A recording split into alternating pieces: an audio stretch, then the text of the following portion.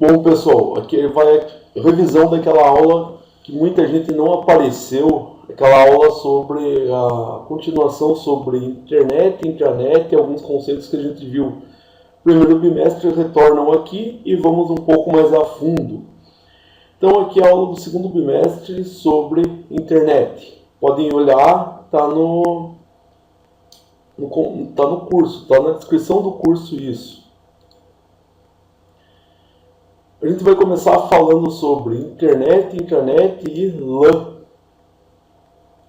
E falar um pouquinho da internet com o histórico dela, como que ela apareceu, o que aconteceu que surgiu a internet. Foi em 69, o Pentágono estava preocupado com a segurança, como sempre. E ele achou por bem criar uma medida que conseguisse fazer o quê? Conseguisse criar uma comunicação para que os dados não fossem perdidos. É a época da Guerra Fria isso daí. Então tá aí.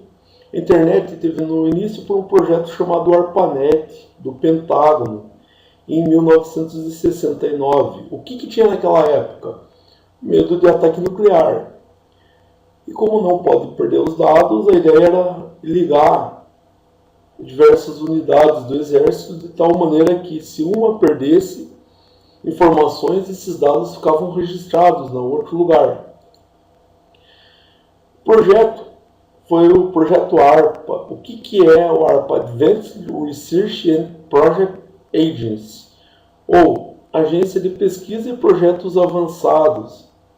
E o NET vem de rede. Eles criaram o que eles criaram lá? Era ligar as instituições militares. A ideia era essa. E obter dessa maneira uma velocidade boa em termos de comunicação. É evidente que naquela época era tudo muito lento. Quem pegou carona nessa onda de ligar tudo numa rede maior foram as universidades. Então, inicialmente eram quem? Eram as bases militares.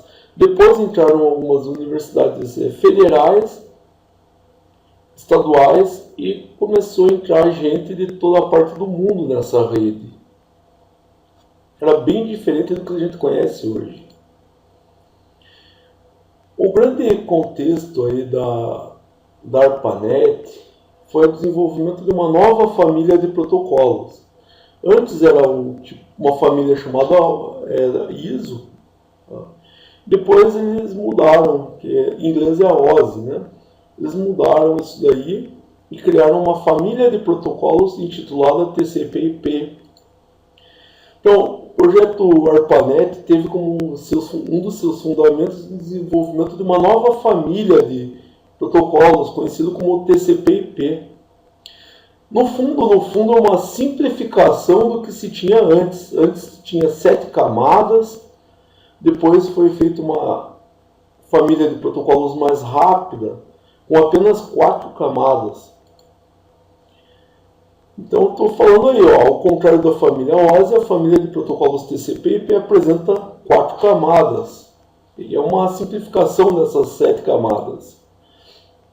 E o nome dessa família, TCP/IP, ele vem de 2 protocolos. Existem diversos protocolos nessa família, mas 2 dão nome a ela. É o TCP, é um dos protocolos da camada de comunicação, e o IP é um protocolo da camada de internet, e ele tem o objetivo de fazer o quê? De criar um endereço para aquele ponto. Enquanto o TCP tem o objetivo de comunicação. Aqui, pessoal, eu trago uma foto. Eu estou referenciando essa foto, tá? Porque eu peguei da internet, mas a fonte está aqui embaixo. É http redesa 2000 lrj.tripod.com/dicas/protocolos HTML. Ela mostra aqui as 4 camadas da família de protocolos TCP/IP. Então eu tenho aqui na camada de rede, a camada mais baixa, é justamente aquela camada responsável pelo endereço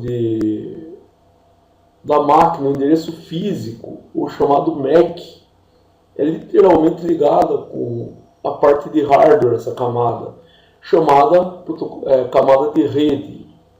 Um pouco mais acima, a segunda camada, é chamada camada de internet. E aí a gente tem alguns protocolos, como o ICMP, o IP e o ARP. Eu diria aqui, pessoal, que o IP não é que seja o mais importante, porque todos eles têm sua importância, mas literalmente é um dos mais conhecidos, isso ninguém pode negar. A terceira camada de baixo para cima é a camada de transporte. E nós temos dois protocolos aqui nessa camada somente, mas um deles é um protocolo mais avançado, chamado TCP, e o outro é o DP. E a camada de aplicação? Pessoal, essa última camada, se a de baixo, a de rede, era o que estava ligado com a máquina, a camada de aplicação é aquela que é ligada diretamente com o usuário.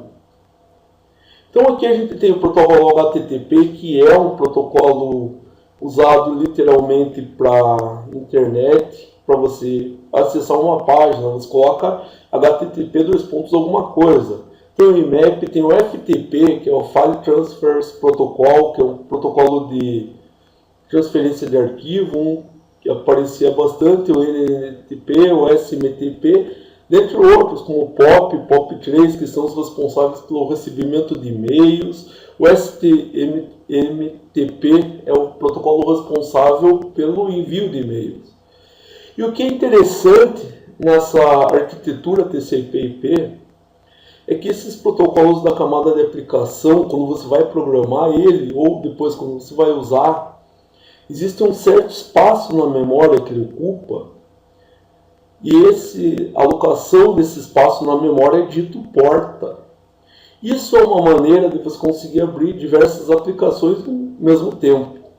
A gente não vai entrar em detalhes nesse curso, quais são as portas. Eu podia falar aqui, POP3, porta 110, HTTP, porta 80 ou 8080, FTP, porta 21, podia falar do Telnet, entre outros protocolos, cada um com o seu espaço específico na memória, ou seja, chamado isso de porta. Mas é só uma dica que a gente não vai se aprofundar nesse tema aqui. Bom, mas se você quer entender um pouco melhor isso, se quer entender mais a fundo, eu recomendo esse vídeo. Vamos falar antes o que é esse protocolo. Bom, o protocolo não é nada mais que uma regra de comunicação. E é evidente que essa regra de comunicação é baseada em códigos-fontes, ou seja, existe toda uma programação, provavelmente seja em C++, na qual você pode criar esses protocolos. Se bem que eu mesmo já criei protocolos numa coisa chamada SOCT para Windows e TLI quando eu trabalhava com Linux. Um exemplo, quando eu estava trabalhando num laboratório de pesquisa científico, desenvolvi um laboratório no Instituto de Tecnologia. O que eu fazia? Eu fazia algumas planilhas no Excel, e essas planilhas eram inteligentes, eram usadas com um protocolo, usava o SOCT dentro do Visual Basic, e isso possibilitava que a planilha só funcionasse dentro de uma certa faixa específica de IP, que era a faixa do laboratório que eu trabalhava. Ou seja, não adiantava copiar essa planilha e levar para casa, levar para outro laboratório que estivesse fora dessa faixa de IP, que ela não funcionava de forma alguma. Então o protocolo é uma regra de comunicação, ele está baseado em programação. A família TCP/IP foi escrita em C, eu não tenho certeza se é C ou C++, mas você pode criar com diversos programas, diversos compiladores, programas que usem para usar na internet. Um deles é o Visual Basic Application, que está dentro de todo o Word, de todo o Office, está no Word, está no Excel. O protocolo TCP tem a função de transporte de informação é igual ao UDP, só que o TCP ele tem algumas particularidades, ele faz alguns testes que dão mais confiabilidade. Por outro lado, o UDP é um protocolo, digamos assim, um pouco mais rápido. O protocolo IP tem a função de endereçamento, mas cuidado. Um computador pode pegar um IP hoje, pode pegar outro IP amanhã, então ele é um endereço que pode ser modificado. Quando você vai configurar uma rede, você tem basicamente duas alternativas. Ou você configura por uma coisa chamada DHCP, um tipo de regra no qual o próprio roteador ele vai distribuir endereços IP, ou você pode pegar e configurar a rede de maneira manual, onde você define o IP. No meu ponto de vista, definir o IP é sempre melhor. Por quê? Porque você pode criar regras NAT para tratar esse IP, esse dispositivo, e sempre vai ter o mesmo IP. Então, imagine uma impressora numa rede. Se você colocar ela com IP fixo, não vai ter o problema de perda de IP. Só que essa história de IP, a gente não se aprofunda muito, mas ela vai muito além disso. Tem classes de IP, tem rede, subrede, que a gente não vai falar nesse curso. Pessoal, camada de rede possui endereço MAC. Qual é essa camada de rede? É o endereço físico, é a mais baixa.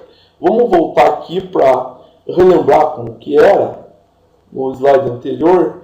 Pode ver que a camada de rede, onde está o endereço MAC, é o endereço da Ethernet, tem o protocolo PPTP, tem o Token RAID, o FDDI, e a camada mais perto do hardware mesmo, por isso ela possui o endereço físico da rede.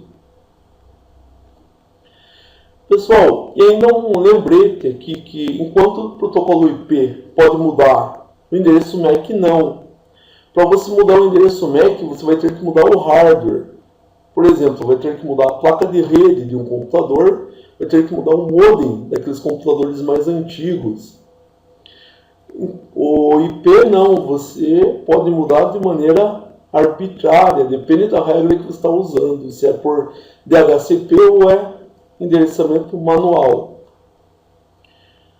E agora, pessoal, falar daquele filme que está disponível na internet, é um filme extremamente interessante. Ele retrata o funcionamento da família TCP/IP. Eu vou deixar esse filme na descrição, o link dele na descrição dessa aula aqui, mas é conhecido como Guerreiros da Internet. Se trata de uma animação 3D, digamos assim, muito bem feita, que demonstra de uma maneira fácil como funciona essa família de protocolos. Velho conhecido meu, esse filme eu uso desde quando dava aula de rede lá na Microcamp, em Ponta Grossa. Então aqui, ó, eu tenho esse endereço, eu peguei do YouTube. Se você digitar esse endereço que apareceu aqui, ele vai aparecer, abrir o link pro filme. E aqui eu tenho uma imagem que eu peguei nesse site só a título demonstrativo. Então o site, dando os devidos direitos autorais dessa figura, eu peguei nesse site mandiocaeureka.blogspot.com 2009-12 guerreirosdainternet.html. Agora vamos ver alguns conceitos de rede, alguns que a gente já viu, vamos revisar, como a gente revisou na aula em sala. A gente revisou a ideia de LAN, ou Local Area Net, traduzindo, rede de área local. Geralmente, pessoal, é formado por um número pequeno de dispositivos na rede. O que são esses dispositivos? Podem ser computadores, celulares, impressoras, scanners. No fundo, tudo que está ligado na rede. E possui um endereço de IP. Dependendo da faixa de IP, você pode ter mais ou menos dispositivos nessa LAN. Mas no geral tem sempre um roteador que distribui esse IP. Se você usa, por exemplo, um IP de classe C, você vai ter 254 endereços para todo mundo, sendo que alguns são específicos, não estão liberados. Tem alguns chamado broadcast, que é um conceito que a gente não vai abordar aqui, que é o 255 no final. Mas, enfim, o que você deve lembrar é que LAN é uma rede de área local, uma rede pequena, e geralmente o número de componentes entre computadores, dispositivos de rede, celulares, scanners, impressoras, não é muito elevado. A gente também citou e explicou o conceito de WAN. Enquanto o LAN era local, agora WAN é Wide Area Network, ou seja, uma rede de uma área ampla, uma área maior. E essa WAN pode ser formada por diversas LANs. E essas LANs podem ser ligadas, não necessariamente uma do lado da outra, mas elas podem sim ser ligadas por gateways, que são os portões de passagem. Então ela usa a internet para ligar uma LAN na outra, chamada WAN. Ou pode acontecer diversas LANs ligadas uma na outra de maneira local. Uma WAN não é local, pode ser formada por diversas WANs, desculpa. E aqui eu tenho a ideia de uma WAN.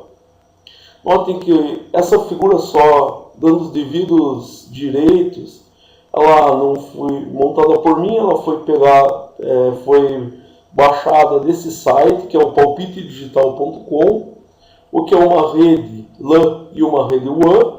Esse endereço mostra o arquivo que eu baixei essa foto. Então eu tenho 4 LANs aqui ligadas entre elas.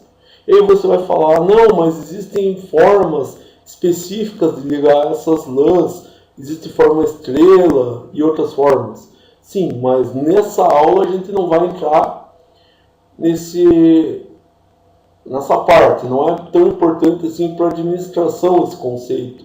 O que é bom para vocês é saber a diferença de uma LAN e de uma WAN, uma vez que possivelmente na empresa que vocês forem trabalhar vão encontrar tanto LANs quanto WANs. Assim como é bem importante, aquelas aulas do começo do ano demonstravam o que era hardware, o que era software, um pouquinho de linguagem binária.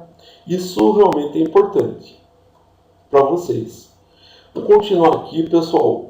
Vamos revisar esse conceito de intranet e depois falar um pouquinho da internet. Então, a intranet é formada por 2 ou mais redes, que necessariamente não precisam estar em contato físico. Elas podem ser ligadas através da internet. E geralmente, pessoal, eu falo geralmente, uma intranet possui um sistema de gerenciamento de informação, de dados. Então, geralmente possui um sistema de gerenciamento de dados. Por exemplo, a gente pode usar diversos sistemas existentes na OEG mesmo. Eu citei aqui o sistema Fênix, velho conhecido de vocês. Nesse sistema, vocês já conhecem e sabem que tanto os alunos quanto os professores podem usar uma plataforma virtual e gerenciar os dados. Quando eu falo gerenciar os dados, é tanto colocar novos dados lá, quanto observar os que foram colocados, sem falar em algumas partes que o sistema mesmo monta. Por exemplo, coloco 2 notas lá, o sistema vai pegar a primeira nota, a segunda nota e me mostrar se o aluno foi reprovado ou se foi aprovado. Isso é um sistema gerencial. O Fênix é o exemplo de um deles. Outro poderia ser o quê? E-mail corporativo. Internet é uma rede mundial de computadores, aquela que a gente já falou, que é uma evolução do projeto ARPANET, de 69. E nessa rede você pode ter diversas intranets, pode ter LANs, WANs, todas ligadas aqui por um sistema de gateway. E aí vem alguns protocolos importantes, tais como DNS, Dynamic Name Server, entre outros, que resultam toda essa dinâmica de endereçamento de pacote. A gente não vai se aprofundar, na verdade só citei isso aqui, mas quem quiser assista aquele filme que já foi mostrado, inclusive com o endereço, que é o Guerreiros da Internet, e venham tirar as dúvidas, mas não se preocupe que isso em si não cai na prova.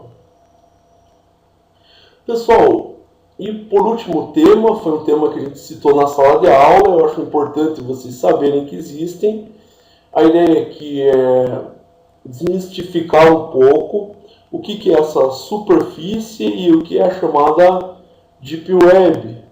Lembrando que quando fala nisso não se tem certeza exata, é tudo o que é encontrado lá, pessoal, do tamanho dessa rede que é ligada por um gateway, não se sabe exatamente, não se tem tanta certeza. Como vocês vão ver, eu procurei um site de renome para mostrar o tamanho dela.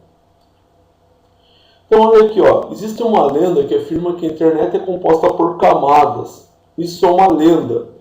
Não existe camadas. Na verdade, o que se chama de camadas são gateways específicos que levam a subredes. Então não é nada mais do que um gateway que te dá acesso a uma espécie de subrede. Ou seja, você passa por aquele lugar para entrar em algum outro lugar. Só que para entrar nesse outro lugar você tem que ter algumas configurações. O conteúdo dessas subredes nem sempre ou quase nunca são indexados por buscadores tais como o Google. Eu falo Google aqui, mas pode ter Yahoo, Bing e outros buscadores. Eles indexam o que está fora desses gateways. Você não vai encontrar muita informação lá. Mesmo porque, um exemplo, a Google ela tem um serviço de espécie de vigilância no que ela indexa. Ela tira algumas coisas do ar, o que é muito bom. O que seria considerado ilegal, a Google não indexa. Porém, lá nessa chamada Deep Web, que é depois de um certo roteador específico, isso aí não existe. Alguns exemplos da rede chamada Deep Web a gente pode citar aqui: Freenet, Onion e Mirk. E aí você vai falar, eu já ouvi falar desse Mirk, mas não é uma rede. É um local de bate-papo.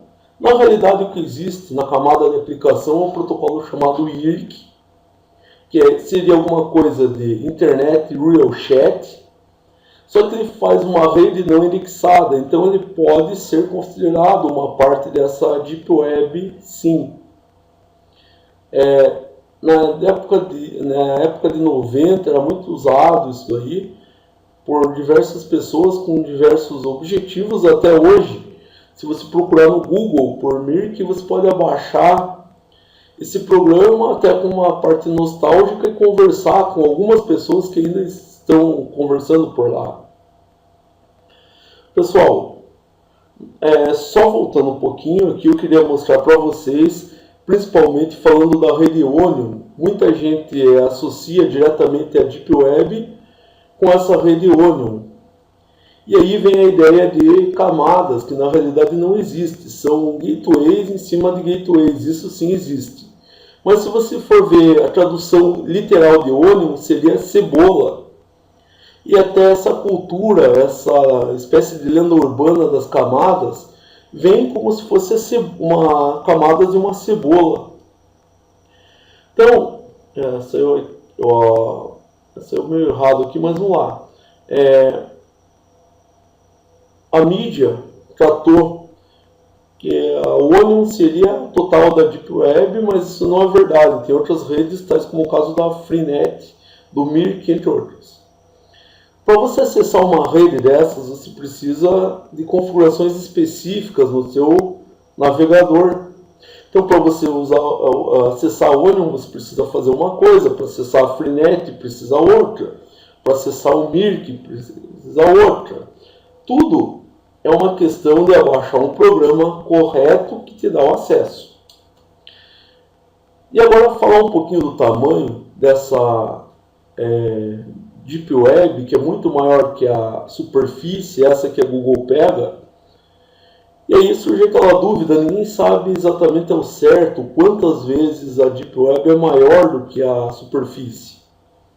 Eu peguei aqui uma referência do site da Tecmundo, onde eles afirmam que o conteúdo é 500 vezes maior que o conteúdo da superfície. Mas isso, como eu falei, não se dá para ter tanta certeza assim.